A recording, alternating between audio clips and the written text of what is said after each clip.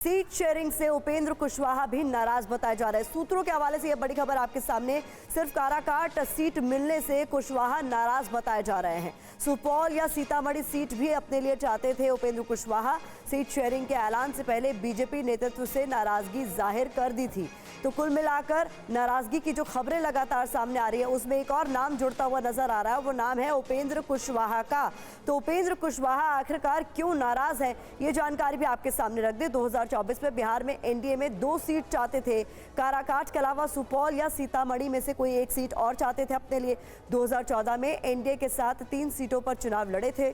2014 में सभी 3 सीटों पर चुनाव जीती थी आरएलएसपी। 2019 में महागठबंधन के साथ 4 सीट पर लड़े थे। 2019 में काराकाट, उजियारपुर 2 सीटों पर खुद लड़े थे। तो कुल मिलाकर अपने लिए सीटों की मांग उपेंद्र कुशवाहा ने भी की। मिली उन्हें एक ही सीट, लेकिन उन्हें उम्मीद थी कि उन्हें एक से ज़्यादा सीट मिलेगी।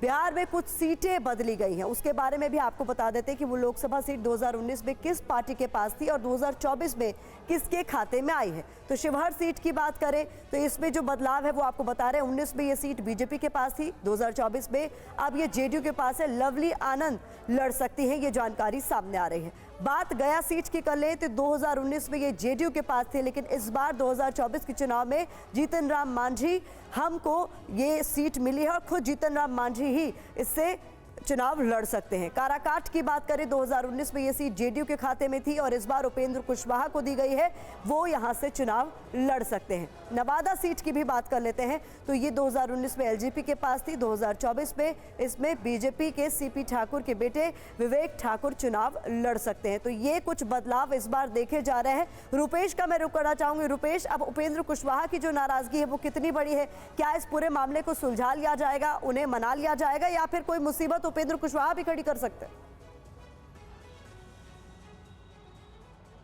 देखिए, उपेंद्र कुशवाहा कोई मुश्किल वोट बैंक के रूप में खड़ी नहीं कर सकते हैं। उनकी नाराजगी के कंसिक्वेंसेस क्या क्या होंगे यह भारतीय जनता पार्टी को भी पता है और खुद उपेंद्र कुशवाहा को भी पता है कि उनकी नाराजगी क्या इस हद तक बढ़ सकती है कि वो एनडीए छोड़ दें, महागठबंधन की तरफ आ जाएं या फिर अकेले चुनाव लड़ लें। क्या उनकी इतनी हैसियत है वोट बैंक के रूप में? वो इसलिए क्योंकि उपेंद्र कुशवाहा को यह खुद पता है कि 2014 में जब वो एनडीए के साथ होकर लड़े तो 3 सीटें उन्हें मिली थी और तीनों के तीनों यानी कि 100% उनका जो है वो जीत का रेशियो रहा। लेकिन 2019 में जब वो अलग हुए 5 सीटें उन्हें मिली थी। 2 सीटों पर वो खुद चुनाव लड़े थे, काराकाट से और उजियारपुर से, लेकिन संसद का मुंह नहीं देख पाए थे। उनकी पार्टी के दूसरे नेताओं को तो छोड़िए जिनको टिकट मिला, खुद उपेंद्र कुशवाहा भी आज तक अभी फिलहाल इसमें सांसद नहीं है, 2 जगह से चुनाव लड़ने के बावजूद।